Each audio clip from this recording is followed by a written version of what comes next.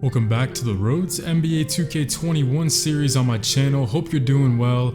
This will be my last video until the weekend is over. I'm in the middle of moving to Ohio currently, and I've got drill for the Army tomorrow until Monday, so my schedule is packed, but I'll be grinding out videos next week, so just be patient. Us Pelicans are coming off 2 straight losses in the NBA Finals, and we've gotten blown out both times. Ahron Kately and Josh Hart, 2 key starters, are becoming free agents, and myself and Anthony Davis are entering the last years of our current contracts next season, so it's no surprise that tensions are running a little high in New Orleans, as our championship window may be closing in a little bit quicker than what we might expected.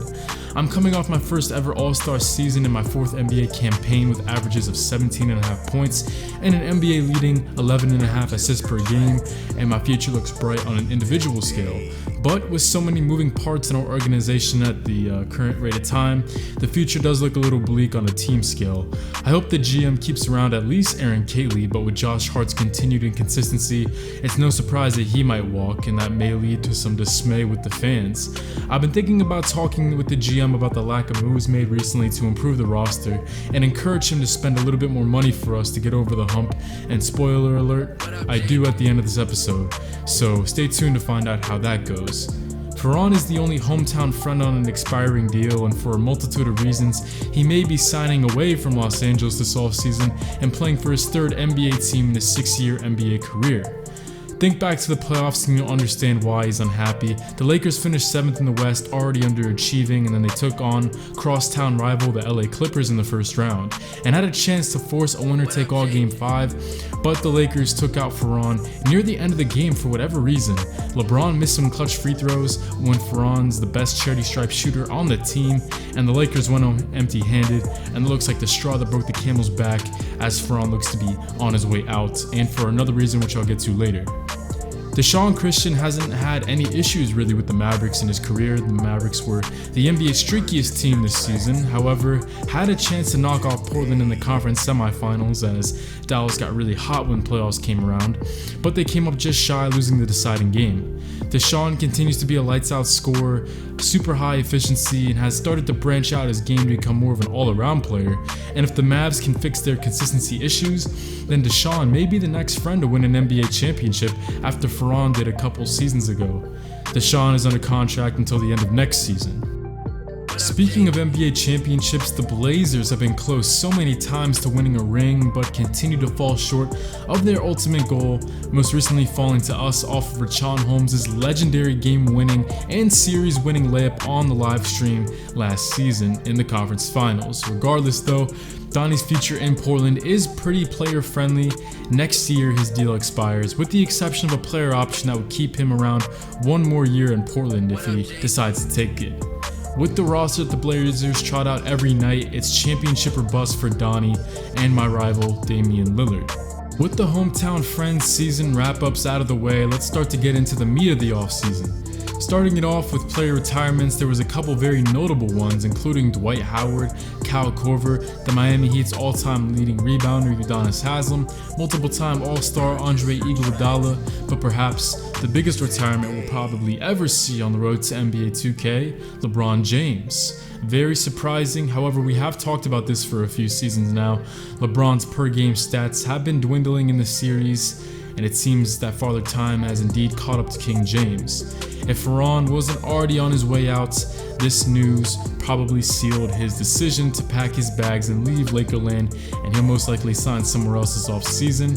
But LeBron wasn't the only major series-changing retirement though. Greg Popovich hangs up the whistle and also announces his retirement from the NBA sidelines. But let's jump further into the summer to the NBA draft, and for the first time we're going to see if the Pelicans are going to take heed into the lessons and finally try to make some moves to become a more contending team and finally get us over the top. First up is the NBA lottery. The New York Knicks for the 2nd straight season finished with the worst record in the virtual NBA and have the top odds to pick number 1, but just like in real life, the Knicks have been smitten by the NBA gods, falling to number 3 as Minnesota and Charlotte both jump New York. And it's not until pick number 20 that one of our teams finally has a selection. The Lakers look to retool and move on from LeBron and most likely for Ron. Pick 25 is us Pelicans. I'll be watching very closely, expecting us to take a small forward with Josh Hart most likely not returning. But I'm sure Ahron Kately will, don't have to worry about the guard positions. And Portland selects at number 29, and the Dallas Mavericks do not own their first round pick due to the Kristaps Porzingis trade. Plus, the NBA draft should be an exciting time for you guys, because if you gave me a player to add in the UT Martin Skyhawk series and College Hoops 2K8, then you're either going to be in this year's draft or next year's draft class. So check my comment down below in the comment section to see which draft your player will be participating in. And let's get to drafting, everybody. And already a bit of a shocker to kick off the night. Jonathan Kuminga is taken number 1 overall over Cade Cunningham, as the T-Wolves may have just added to their long list of head-scratching draft selections there. Number 2 is Evan Mobley. Not sure if anybody expected Cade Cunningham to drop even this far. It does make a little bit more sense for the Hornets to pass due to LaMelo Ball becoming their franchise centerpiece at the point. And the Knicks front office must be raving, falling to 3 and still getting the guy they wanted in Cade. G League star Jalen Green heads to the Motor City with the 4th pick. Aiden Blaine is a friend of mine. He wanted to be added to the rest of the subscriber pool, so he goes 5th to Chicago to team up with Wendell Carter Jr. in the front court. TJ De La Cruz heads up north from Morehead State to grow under Kevin Love, becoming a Cavalier. 7th is Jalen Suggs, the crafty Gonzaga point guard, heads up to Oklahoma City. I really like that pick. Grant Logsdon, a high IQ wing, will fit very well with San Antonio. Jaden King goes 10th to the Indiana Pacers. He could grow into a nightly triple-double threat. Aiden Beamish heads off to Cali with the 12th pick. As we start to jump ahead a little bit, hopefully he'll nurture the skills of Klay Thompson. Long athletic wing Michael Parks Jr. will join a perfect fit in Memphis. Keon Johnson slipped a long way down, the 3-and-D guard from Tennessee. He heads to Sacramento as a steal for the Kings. Brandon Lennox, a very solid all-around talent, joins Trae Young in ATL. And look at this, the Lakers take Cam Thomas, a 2-guard from LSU. Thomas slipped a bit as well, but perhaps another clue hinting to Ferran's exit later this offseason, trying to draft his replacement perhaps. Ayo Dosunmu is taken by Utah. I could definitely see that happening in real life. It's a good fit. And now Cam Thomas's LSU teammate is taken by us Pelicans. I do like this pick. Trenton Watford has the body of a 4, yet the athleticism and play type of a 3, can hit from outside and isn't afraid to defend an opponent's best player. A solid value pick there. The last pick we'll be highlighting is Terrence Clark, selected by the Blazers at 29. Unfortunately, Clark passed away in a car crash a couple months back, but at least here in the virtual NBA, this young man has a chance of fulfilling his NBA dream. Here's a recap of the full Year 4 NBA draft. Some other notables I didn't mention were Florida State product Scotty Barnes heading to Phoenix, James Bouknight going to the Magic with a 16th pick, Kentucky Wildcats standout BJ Boston heads off to Boston, Corey Kispert lost his championship game to Baylor but will immediately be in line to compete for a title again, heading to Brooklyn. Former Crimson Tide guard John Petty will back up Paul George in Los Angeles. He's off to the Clippers with the 28th pick. High flyer Mac McClung is headed to Golden State. Big East Player of the Year Marcus Zagorowski will be suiting up for Phoenix. And finally, NCAA Player of the Year Luka Garza in the second round is selected by San Antonio. Just imagine what kind of player they can turn him into. And thus, the NBA draft has concluded. Let's skip a few weeks into the future to see what moves our teams made in free agency. If my GM of the Pelicans didn't make any moves and or didn't re-sign Ahron Kately, a restricted free agent, I think I'm finally going to make my voice heard in the front office and try to coerce him into making a move finally. I know we traded for Otto Porter last season and he was solid, but that's not enough. We still need one more piece to get over the hump. I didn't take a pay cut 3 seasons ago for us to not use that money. Nonetheless, let's start out with the Mavericks. They had the most cap space out of the 4 teams to make a splash, and their top acquisition was Norman Powell at the 2-guard position. Powell will bring more offense and excitement into a team that excels in both those areas. 3 years and $28 million was Powell's contract. Dallas lost Josh Richardson as he heads to Detroit, but Tyrese Maxey was taken by Dallas in the virtual NBA draft last season, and his progress as a player is evident. He's been a diamond in the rough for the Mavericks. John Henson also inks with the Mavs, and all in all, this might be the best roster that Deshaun has been a part of in his 5-year career with the Mavericks. The hopes are high for Dallas next season. The Trailblazers were near the salary cap, so they were a little limited on the moves they could make. They did add 3-point specialist Ryan Anderson and Noah Vonleh, two big guys who could load up some more scoring into Portland's front court in the upcoming season. Once again, this Trailblazers team has the firepower to hoist an NBA championship. They just have to get it done when it matters most. Now, the moment we've all been waiting for. What did the Pelicans do or fail to do this offseason? Well, let's find out. For one, I like the progress Kira Lewis continues to make. He came up big for us in the playoffs. The rookie didn't shy away from the big moment, and I worked with him a lot this offseason to improve his game. The Pels also signed Chris Clemens from Houston, a pretty interesting move for a little scoring jolt off the bench. I like that move, okay. And as I learned the news of this, though, I had a feeling that my final day in the Big Easy was approaching.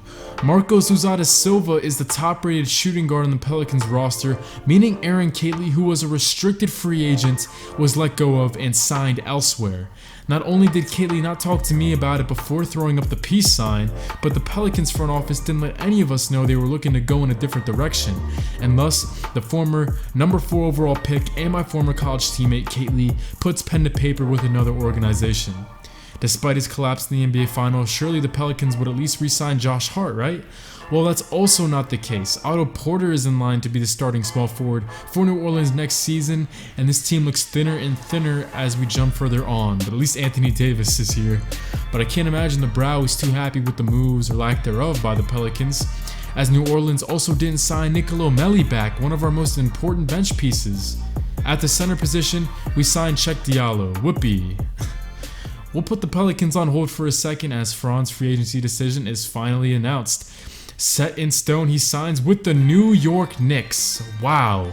On a 2-year, $57 million deal.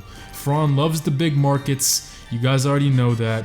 He got out of the decimated situation in Los Angeles. He earned a huge payday after a huge NBA playoff performance and joins a core that oozes potential in the Big Apple. You already know me, Donnie, Deshaun, and Fran are from New York City originally, and to see one of us playing in front of friends and family every single night is incredible.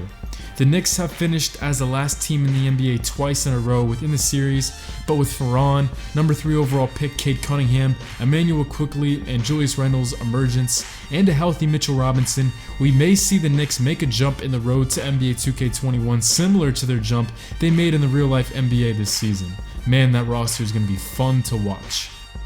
Back to the Pelicans rotation heading into next season though, I just don't know how to feel about this. Otto Porter and Luzada Silva have some big shoes to fill. Meanwhile, I'm starting to get a little fed up with the Pelicans front office prioritizing money over an NBA championship. You guys know me, I've always been a loyal team first guy, but when greed comes first over winning, that's when I get a little upset. Our championship window is closing fast, if it's even still open at all. Cam Payne also joins the Pelicans. Some of these moves I don't mind, but I also just don't understand why they couldn't have been made while keeping our core of players. Nonetheless, we're going to head to some of the other moves made around the NBA this offseason to take my mind off of it a little bit. Lauri Markkanen and Evan Fournier are the new additions for the Detroit Pistons. Spencer Dinwiddie inks with the Toronto Raptors on a 1-year, $1.6 million contract, so he stays under $2 million. What a good budget for Toronto. Jeff Teague joins the Rockets, who still have Harden and John Wall in the virtual NBA. Carmelo Anthony joins the San Antonio Spurs organization, a very interesting move there. DeMar DeRozan inks with the Thunder for a 4-year deal. Moving right along, we've got Montrezl Harrell joining the Milwaukee Bucks. The rich get richer. The Milwaukee Bucks still haven't made an NBA Finals in the virtual NBA in my career. Kelly Oubre inks with the Cleveland Cavaliers, along with Mike Conley. And look at this, Ahron Kately, he decides to ink with the Memphis Grizzlies for a 4-year, $120 million contract. I just don't know how to feel about the Pelicans letting him go and him leaving so abruptly without letting me know. Not only that, but Josh Hart, not only does he sign away from the Pelicans, but he decides to ink with the Miami Heat, the team that just beat us in the NBA Finals. Something has to be brought up to the GM. I had to sit down with him at a local diner, as respectfully as I could, because I know this guy holds my NBA career in his hands. I try to let him know that I'm not really happy with where the team's at. I said, sir, despite the fact Ahron Kately and Josh Hart didn't always show up in the finals, even though I've been as guilty as they have with not showing up, I've shared the floor with them for 3 years. You let them walk, and then you sign campaign and check Diallo. We have a loyal fan base, we've been to back-to-back NBA finals. Please tell me the Pelicans organization is not turning into a team that prioritizes money over winning. The GM was very understanding. He wants to use this season as a retooling year to give away some bigger contracts, to sign a superstar caliber player next offseason with some freed up money, and he told me I have nothing to worry about. I retorted with a head nod and responded with a yes sir. Little did I know all this was a lie.